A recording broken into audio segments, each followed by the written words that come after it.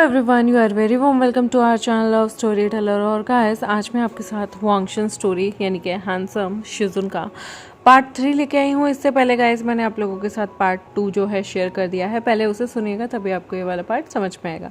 तो चलिए स्टोरी को हम शुरू करते हैं। इसी तरह से विवशन को पढ़ते पढ़ते अब लगभग 2 महीने हो चुके थे। 2 महीने यानी कि सेमेस्टर जिस तरह से हमारे यहाँ शुरू होता है, अगस्त से सेमेस्टर शुरू हुआ था, अगस्त सितंबर कंप्लीट हो चुके थे और अक्टूबर का टाइम आ गया था। अक्टूबर का जो टाइम होता है, जैसे कि आप जानते हैं कि वो ऐसा टाइम होता है जिसके बाद सर्दियां आने वाली होती हैं। तो यहाँ पर जो उनके कॉलेज के टीचर्स थे, उन्होंने डिसाइड किया था कि सारे बच्चों को मिलकर पिकनिक पे लेके जाया जाएगा। और वो लोग सोचते हैं कि पिकनिक पे वहाँ वाटर पार्क वगैरह पे लेके जाया जाए, जहाँ पर काफ़ी सारे स्टूडेंट जो है मस्ती भी करेंगे, थोड़ा खुल भी जाएंगे, थोड़ा मिल भी जाएंगे। विंग पिछले 2-2.5 जितने भी महीने हो गए थे उसमें अपनी जो फीलिंग्स थी ना, उसे कहीं ना कहीं सप्रेस करने की पूरी कोशिश करता था, क्योंकि वो जानता था उसे अपने शिजुन से बेइंतहा प्यार हो गया था।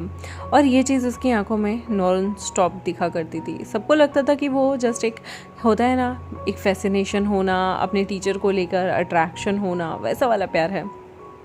पर विंग धीरे धीरे लवांगची को फॉलो करते करते समझ गया था कि उसके मन में जो है वो बिल्कुल डिफरेंट वाला लव है।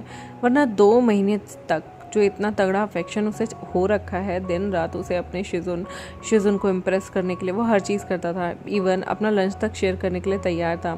यहाँ पर लवांगची जो है वो विंग से कहता है कि क्या तुम भी चलोगे। विंग मुस्कुराकर कहता है, मैं पहले तो कभी पार्टी वगैरह या फिर कहीं भी नहीं जाता था, लेकिन मैं अपने पेरेंट्स से बात करूंगा अगर वो मुझे आने दें तो। यहाँ पर लवांगची कहता है, मुझे लगता है कि एज अ स्टूडेंट तुम्हें हर जगह जाना चाहिए, कैंपेन पे भी जाना चाहिए, ट्रैकिंग के लिए भी जाना चाहिए, और फ़िलहाल के लिए तुम्हें वाटर पार्क भी जाना चाहिए। उससे क्या होगा, तुम्हारे नए दोस्त बनेंगे, तुम्हें थोड़ा जीने का मौका मिलेगा। यहाँ पर वो विंग के हाथ पे हाथ रख कर कहता है, मुझे पता है कि चीज़ें बहुत डिफ़िकल्ट हो जाती हैं और मुझे लगता है कि तुम खुद को बहुत सारी चीज़ों में रोक के रखते हो। जीना सीखो विंग। जैसे ही वो इतने प्यार से कहता है ना, जीना सीखो विंग, विंग जो है वो उसके दिल की धड़कनें तेज हो जाती हैं। आज वांगची ने उसका हाथ पकड़ा था, ये सोच कर तो वो पूरे दिन पागलों की तरह स्माइल करता रहता है। और यहाँ पर जब वो घर जाता था ना, तो उसका स्माइलिंग फेस देखकर सारे समझ गए थे कि ये पागल हो गया है, इसे अपने टीचर से अफेक्शन हो गया है। सारे सोचते थे कि टीचर उम्र में बड़ा होगा। ओ शिट, विभूषण तुम्हें पसंद भी करना था तो किसी क्लासमेट को पसंद कर लेते। लेकिन किसी को ये नहीं पता था कि जो क्लास में मतलब उसका जो टीचर है, जो शिजुन है, वो इतना हैंडसम हंक है, एकदम कूल डूड जैसा है, और जिसे देखने के लिए तो ना जाने कितने स्टूडेंट मरते हैं। यहाँ पर लवांगची को जब विंग की स्टोरी पता चली थी तो उसके दिल में एक सॉफ्ट कॉर्नर विंग के लिए जाग उठा था। विंग पढ़ाई में भी अच्छा था, हमेशा फर्स्ट बेंच पे भी बैठा करता था और लवांगची की सारी बात भी मना करता था। लेकिन विंग जिस तरह से वो पागलों की तरह स्माइल करता था, वांगची कभी कभी अनकंफर्टेबल हो जाता था कि आखिर विंग को क्या हुआ है, वो स्माइल क्यों करता रहता है। यहाँ पर वांगची विंग को बहुत ज़्यादा पैम्पर भी करता था, क्योंकि उसे ऐसा लगता था कि बहुत कम लोग होते हैं जो अपनी लाइफ की ट्रेजेडी को बहुत बोल्ड तरीके से फेस करके आगे बढ़ते हैं। इसलिए वो विंग को फुल सपोर्ट करता था। और धीरे धीरे उसे विंग में एक चार्मिंग स्माइल, एक क्यूट स्टूडेंट, एक आपके कुछ स्टूडेंट भी फेवरेट हो सकते हैं, और वांगची का फेवरेट बन चुका था वो। वांगची को विंग का ख्याल रखना बहुत अच्छे से मतलब उसे मैनेज करना उसे बहुत अच्छा लगता था, उसे बहुत प्यारा लगता था विंग को। विंग जैसे कभी कभी अपनी हीट की दवाई नहीं लेता था तो वांगची उसे दे देता था।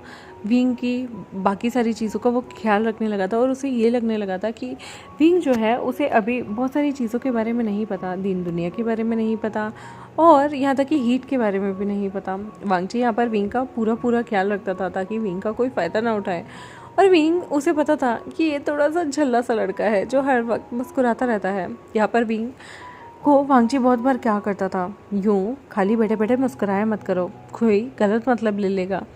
विंग कहता था, गलत मतलब? मुस्कुराने से गलत मतलब का क्या लेना देना है। वांगची यहाँ पर कहता था कुछ नहीं, और चला जाया करता था। यहाँ पर एक दिन आता है जब विंग को भी उसे परमिशन मिल जाती है कि वो दोस्तों के साथ वाटर पार्क जा सकता है। विंग यहाँ पर काफ़ी एक्साइटेड था। वो वाटर पार्क जाने के लिए बहुत अच्छे कपड़े पहन के गया था। उस बुद्धू को ये नहीं पता था कि वाटर पार्क में लोग बाग नायलॉन के कपड़े पहनते हैं, रेयॉन के कपड़े पहनते हैं, जो कि पानी से टच होने पर उनकी स्किन को भी खुरदुरा ना करे और बाकी सारी चीज़ें भी भी ठीक से रहें। यहाँ पर विंग तो बहुत अच्छे कपड़े पहन के गया था, लेकिन जब बाकी सारे लोग उसे देखते हैं तो वो हैरान हो जाते हैं। एक तो वहाँ झूले थे, झूलों पे बंदों की हालत बहुत बुरी हो जाती है, और वाटर पार्क था। तो वो सारे विंग को कहते हैं तुम ये क्या कपड़े पहन के आए हो। विंग, जिसे समझ में नहीं आता कि आखिर ये लोग क्यों कह रहे हैं, क्योंकि वो इतनी ज़्यादा फन लविंग जगह पे कभी नहीं जाता था। वो खुद को कहीं ना कहीं रिस्ट्रेन करके रखता था, खुद को बहुत सारी चीज़ों से मना करके रखता था। लेकिन आज जब वो यहाँ पर वांगची के कहने पे जाता है तो वांगची देखता है, वांगची सारे बच्चों को बस में बैठा देता है, और वांगची विंग को अभी भी नोटिस कर रहा था जो अकेला फ्रंट सीट पे ही बैठा हुआ था। वांगची जाकर उसके पास बैठ जाता है और कहता है तुम इतने अच्छे कपड़े पहन के क्यों आए हो। विंग कहता है हम पहली बार घूमने जा रहे हैं ना, इसलिए। तो वांगची कहता है बट तुमने स्विम सूट रखा है। विंग कहता है स्विम सूट मतलब। यहाँ पर वांगची कहता है ओफो, लगता है तुम कभी वाटर पार्क नहीं गए। विंग मना करता है कि नहीं मैं नहीं गया। वांगची कहता है डोंट वरी, मैं वहाँ पर देख लूँगा, कुछ ना कुछ जुगाड़ लगा लूँगा।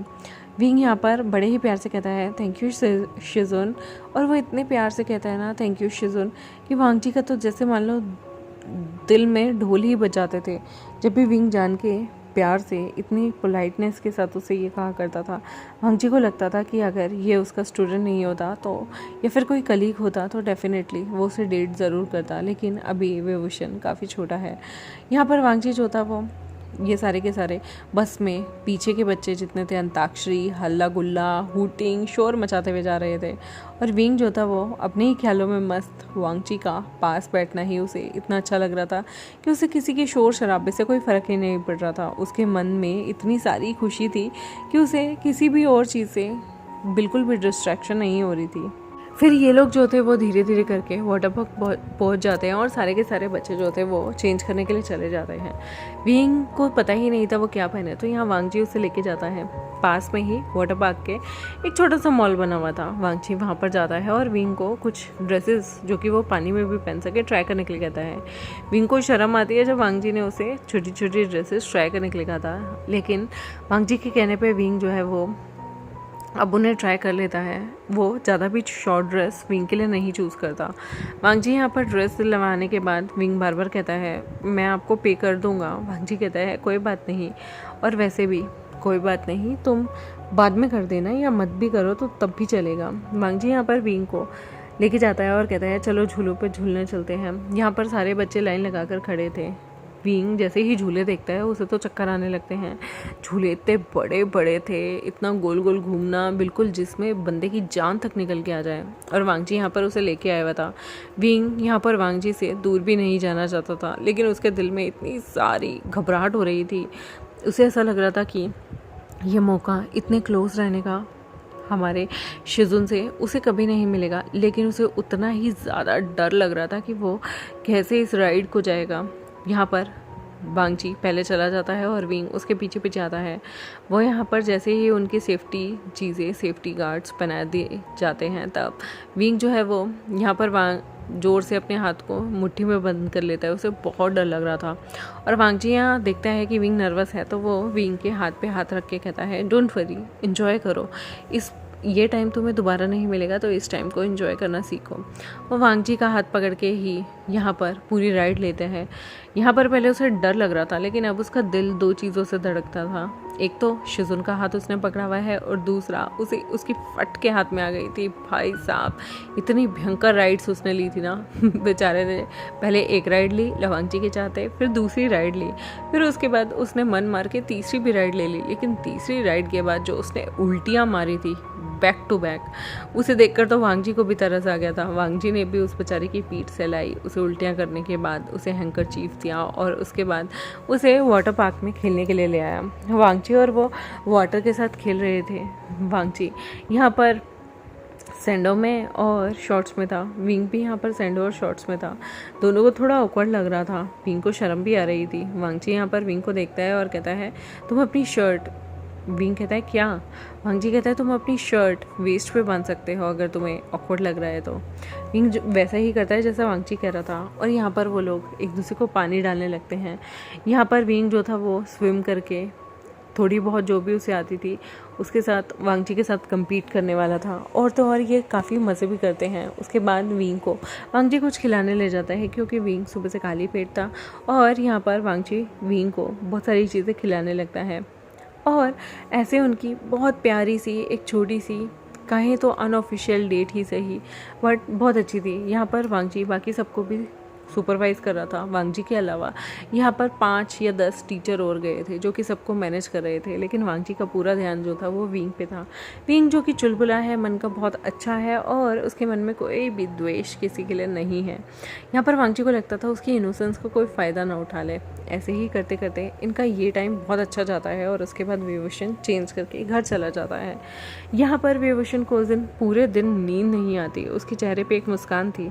उसके अंकल भी और आंट भी समझते थे कि विंग का जो क्रश है वो रोज़ प्रतिदिन बहुत ज़्यादा बढ़ रहा है अपने टीचर को लेके, और उन्हें डर लगता था कि ऐसा ना हो कि कल को विंग को रिजेक्शन मिले तो दिक्कत आ जाए। वो विंग के पास आते हैं और विंग से कहते हैं, विंग हम तुमसे कुछ बात करना चाहते हैं। विंग कहता है, जी मदर, जी फादर, बोलिए। वो पूछने लगते हैं कि आखिर उनका टीचर दिखता कैसा है। विंग यहाँ पर सोशल मीडिया से लवांगजी की फ़ोटो उन लोगों को दिखाता है, जिससे देख के वो काफ़ी इम्प्रेस हो जाते हैं, और वो कहते हैं कि ये तो यंग है। विंग कहता है, तो आप लोग क्या सोच रहे थे कि क्या मैं किसी बुढ़े टीचर के प्यार में हूँ? आपने ये सोचा भी कैसे मदर? और यहाँ पर उसकी मदर उसके सिर पे हाथ फेरते हुए कहती हैं, वैसे ये काफ़ी हैंडसम है, तुम्हारे साथ इसकी जोड़ी अच्छी लगेगी। विंग कहता है, मदर डोंट टीज मी। यहाँ वो एक सासू माँ की तरह नहीं बल्कि एक दोस्त की तरह विंग को टीज कर रही थी, और वो ये चाहती थी कि विंग अपनी लाइफ में आगे बढ़े। मदर फादर का जाना विंग के लिए बहुत बड़ा सदमा था, और उसके ऊपर से एक विडोअर कहलाना, उसके बाद ना जाने कितने लोगों से जिंक्स और मनहूस और ना जाने कैसे कैसे नामों से पुकारने लगे थे। बड़ी मुश्किल से विंग उन सारी चीज़ों के ट्रॉमा से बाहर निकला था। अब उसकी मदर इन लॉ यानी कि मैडम यू बिल्कुल नहीं चाहती थी कि विंग किसी भी तरीके के इस तरह के दबाव में रहे।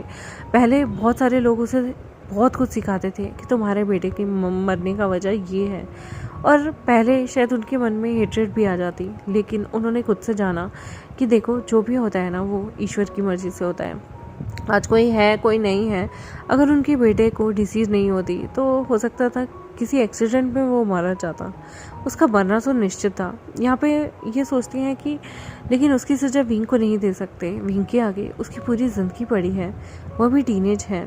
यहाँ पर वो बहुत सारी चीज़ें सोचती हैं और विंग की तरफ देख के स्माइल करती हैं और कहती हैं, विंग मुझे लगता है कि जो भी तुम्हारा स्पाउस होगा बहुत लकी होगा। विंग जानता था एक माँ की आंखों में अपने बेटे को लेकर दर्द है, तो विंग कहता है, अगर आप नहीं चाहते तो मैं आगे शादी नहीं करूँगा। लेकिन वो फिर भी कहती हैं, नहीं, मैं चाहती हूँ कि तुम अपना घर बसाओ, खुश रहो, और दुनिया की हर उस चीज़ को तुम महसूस करो जो पिछले इतने सालों से तुमने अपने अंदर दबा के रखी है। तुम्हारी जो फीलिंग जो दबी हुई है तुम उसे फुल एंजॉय करो।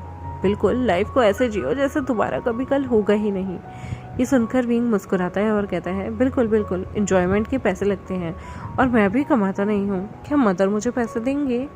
यहाँ पर मैडम यूँ कहती हैं, सब कुछ तुम्हारा ही तो है, बताओ कितने चाहिए?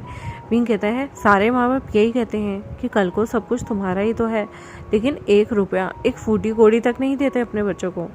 मुस्कुराकर मैडम यूँ कहती हैं, देख लो, तुम्हें जो भी चाहिए मैं तुम्हें देने के लिए तैयार हूँ। विंग यहाँ पर अपनी मदर को किस करता है और उन्हें हक कर लेता है और कहता है, मैं तो बस पंगे ले रहा था, मुझे कुछ भी नहीं चाहिए। यहाँ पर इन लोगों से पता चलता है कि मैडम यो और विंग का अफेक्शन एक मदर और बेटे के बॉन्ड से काफ़ी ज़्यादा अच्छा है। उनके बीच में दोस्ती जैसा बॉन्ड है, और मुझे ऐसा लगता है कि हर इंसान में ये बॉन्ड होना चाहिए, रेदर देन ईर्ष्या के आप लाइफ टाइम किसी से झगड़ते रहें क्योंकि आपको उनसे जेलसी हो रही है या आपको उनकी कोई चीज़ पसंद नहीं आती तो इग्नोर कर दीजिए। और अगर जलन हो रही है तो देखिए, जलना कोई अच्छी बात नहीं होती। किसी को देखकर आप जेलस फील करें तो समझिए इनसिक्योर पर्सन आप हैं, सामने वाला नहीं है। सामने वाला सिर्फ अपना काम कर रहा है, जल आप रहे हैं, तो अपना स्वभाव इंसान को तब बदल देना चाहिए। और विंग को ये चीज़ पता थी। यहाँ पर विंग काफ़ी समझदार हो चुका था। ऐसे ही इनका टाइम बीतता है। विंग जो है उसकी धीरे धीरे करके और भी ज़्यादा फीलिंग डेवलप होती थी। जब भी वो यहाँ पर हमारे वांगची की क्लास में बैठता था फ्रंट रो में, और वांगची की अल्फ़ा स्मेल उसकी नाक से होकर गुजरती थी, उसे ऐसा लगता था कि वो बस वांगची के पास जाए और वांगची से प्लीड करे कि please love me at least once. एक बार तो प्यार करो, मुझे तुमसे प्यार करना है, मुझे देखना है कि प्यार कैसा होता है, कैसा लगता है जब कोई इंसान अपने पसंदीदा इंसान को हक करे, उसके साथ सोए, उससे बातें करे, पूरी रात उसके लिए जगे, कैसा लगता है। ये बहुत सारी चीज़ें वो उसके मन में ही चल रही थी कि तभी वांगचू से कहता है, क्या हुआ विंग, कुछ अर्जेंट काम है क्या? विंग कहता है, नहीं कुछ अर्जेंट नहीं है।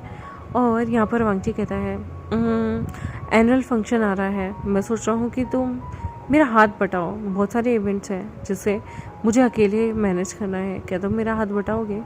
यहाँ पर विंग सोचता है इससे बड़ी अपॉर्चुनिटी क्या मिलेगी। वो कहता है ठीक है, मुझे कोई प्रॉब्लम नहीं। और यहाँ पर एनुअल डे फंक्शन के लिए भी वो लोग ज़ोरों शोरों से तैयारी कर रहे थे। वांगची यहाँ पर सबको सुपरवाइज़ कर रहा था और विंग को बहुत सारा काम भी कर रहा था। ये लोग मिलकर यहाँ पर डेकोरेशन भी करते हैं और पूरी जगह को सजा के रखते हैं। उन्हें बहुत मज़ा आ रहा था इस तरह से। और यहाँ पर विंग को ऐसा लगता था कि अगर उसे हर पल वांगची के साथ बिताना भी पड़े तो उसे कुछ भी बुरा नहीं लग रहा। इनफैक्ट वो तो खुश हो जाता था, इतना एक्साइटेड, उसकी आंखों से ही पता चलता था कि वो यहाँ पर वांगची के साथ वक्त बिताने लगा है। और वांगची भी अगर पूरे टाइम वो विंग को छोड़कर कहीं और चला जाए, किसी मीटिंग में चला जाए, तो उसका दिल नहीं लगता था। वो ये मानने लगा था कि धीरे धीरे पता नहीं क्यों उसे पहली बार अपने डिसाइपल, अपने स्टूडेंट से अटैचमेंट हो रही है। वांगची ने अपने स्टूडेंट करियर में, अपने टीचिंग करियर में, दोनों ही करियर में कभी किसी और की तरफ अपने दिल को नहीं रखा। और अब उसे ऐसा लग रहा था कि उसका अगर दिल किसी पे आ भी रहा है तो क्या वो उसका अपना स्टूडेंट है। ओह माय गॉड, ये तो उसके दिमाग में, दिल में, दोनों में एक दूसरे से थोड़ी सी लड़ाई ही हो गई थी। वो सोचता था कि मैं दिमाग की सुनूं या दिल की। फिर उसे जब दोनों ही दिमाग में भी और दिल में भी दोनों ही वही पर्सन दिखते हैं जिसे वो पसंद करता है, बस ये यहाँ पर इनकी शुरुआत है। देखते हैं गाइस इन दोनों के मन में क्या क्या होगा, क्या क्या चीज़ें इनके बीच में आएंगी, कोई रुकावट आएगी या फिर ये एक दूसरे के होके रहेंगे। देखते हैं नेक्स्ट एपिसोड में। तब तक मेरे चैनल को सब्सक्राइब, वीडियोस को लाइक, बेल आइकन को प्रेस करना बिल्कुल मत भूलिएगा। Thank you very much, bye.